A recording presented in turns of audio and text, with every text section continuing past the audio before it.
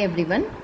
So in the problem வந்து நம்ம solve பண்ணலாம் factorial valueக்கு recursive algorithm யூஸ் பண்ணி recurrence relation செட் பண்ணியாச்சு. இப்போ எப்படி solve பண்ணுறதுன்னு பார்க்கலாம். ஸோ இந்த ஈக்குவேஷன்ஸை வந்து நம்ம ஃபர்ஸ்ட் ஈக்குவேஷன் நம்ம எடுத்துக்கிறோம். எந்த ஈக்குவேஷன் கொடுத்துருக்க நம்ம கண்டுபிடிச்சிருக்கோம் இல்லையா, m of n minus 1 plus 1, இது ஃபர்ஸ்ட் ஈக்குவேஷன். ஸோ இதில் வந்துட்டு நம்ம என்ன பண்ணுறோன்னா, இந்த m of n minus 1க்கு வந்து சப்ஸ்டியூட் பண்ணுறோம். So m of n minus 1. So already எனக்கு என்ன இருக்குது, இந்த ப்ளஸ் 1 வந்து அப்படியே தான் இருக்கும்.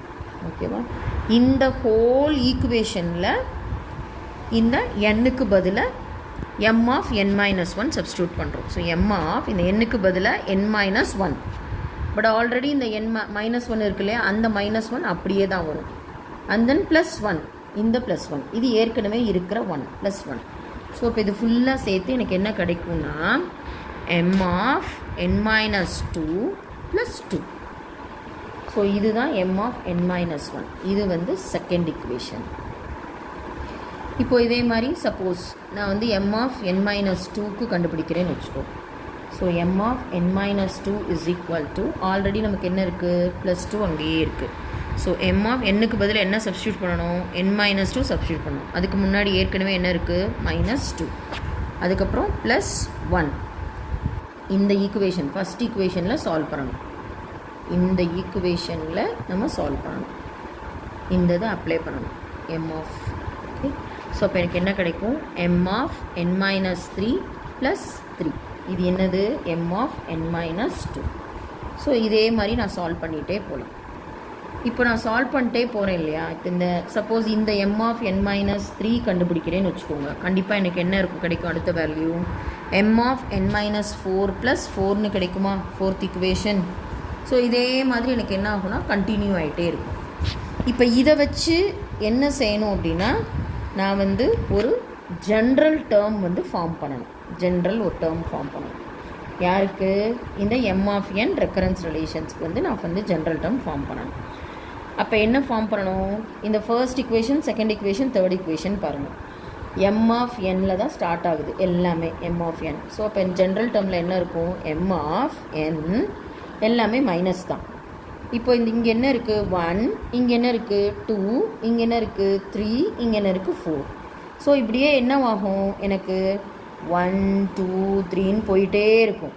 ஸோ அப்போ அதை வந்து நான் என்ன எடுத்துக்கலான்னா, ஒரு வேரியபிளில் கண்டினியூஸாக நான் ஸ்டோர் பண்ணி வச்சுக்கலாம். So I is equal to 1 2 3 அப்படின்னு நான் ஸ்டோர் பண்ணிக்கலாம். ஸோ அப்போ அதை ஜென்ரலாக நான் எப்படி ரெப்ரசன்ட் பண்ணலாம், ஐன்னு நான் ரெப்ரசன்ட் பண்ணலாமா. ப்ளஸ் இங்கே பாருங்கள் என்ன கிடைக்குது, 1, இங்கே 2, இங்கே 3, இங்கே 4, அடுத்து அப்படியே 5ன்னு வரும்.